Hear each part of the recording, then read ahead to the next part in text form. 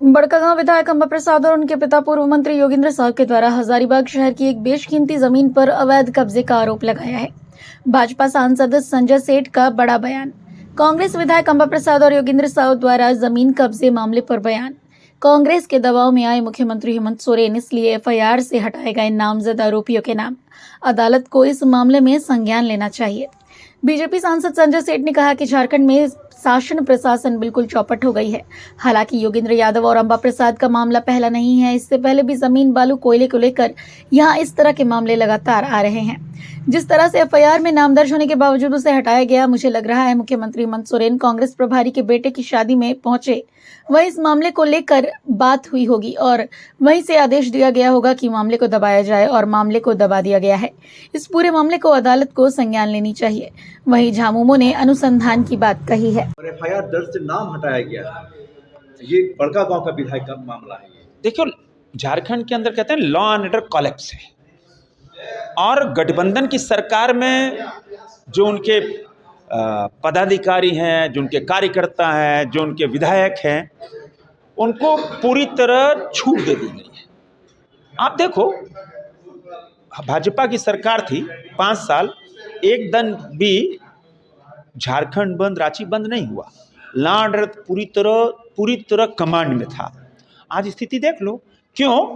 क्योंकि जो असामाजिक तत्व हैं, जो उदंडित तत्व हैं, जो जमीन कब्जा करने वाले तत्व हैं, उनको खुली छूट है।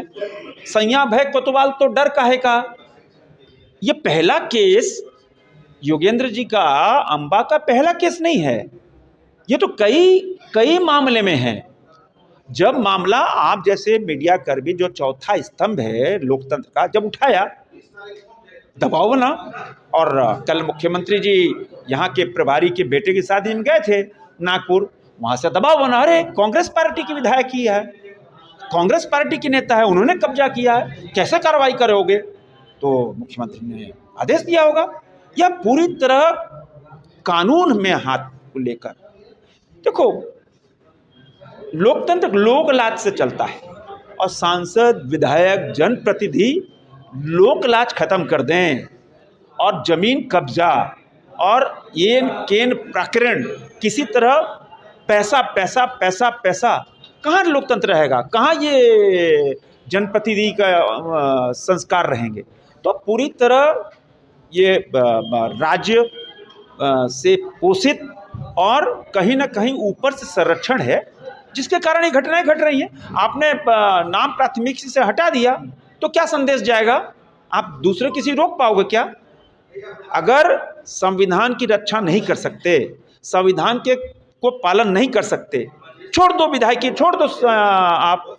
तो जो झारखंड के अंदर जो कुछ हो रहा है, मैं कह रहा हूँ, जो कुछ झारखंड के अंदर हो रहा है, पूरी तरह कानून और संविधान की धज्जियां उड़ाई जा रही हैं। मेरा तो ये मानना है, माननीय उच्च न्यायालय को इस पर संज्ञान लेना चाहिए। एक दृष्टांत ये भी है कि बीजेपी खुलकर इस पर उसे हटा दिया गया, और बीजेपी ये कह रही है कि मुख्यमंत्री के दबाव में ये सब सारी चीजें हुई, और अब अज्ञात के नाम पे जो केस को डाइवर्ट किया जा रहा है। जहाँ तक मुझे ज्ञात हुआ, अंबा प्रसाद विधायिका हैं, उनके द्वारा स्पष्ट रूप से खंडन किया गया, ये बातें बताई गई कि हमारा कोई रोल नहीं है।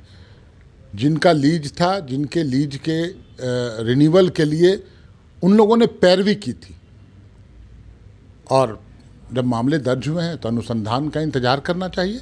अनुसंधान होगा, कौन लोग थे जो घेराबंदी किए थे या कर रहे थे, उन पर कानून कार्रवाई करेगा।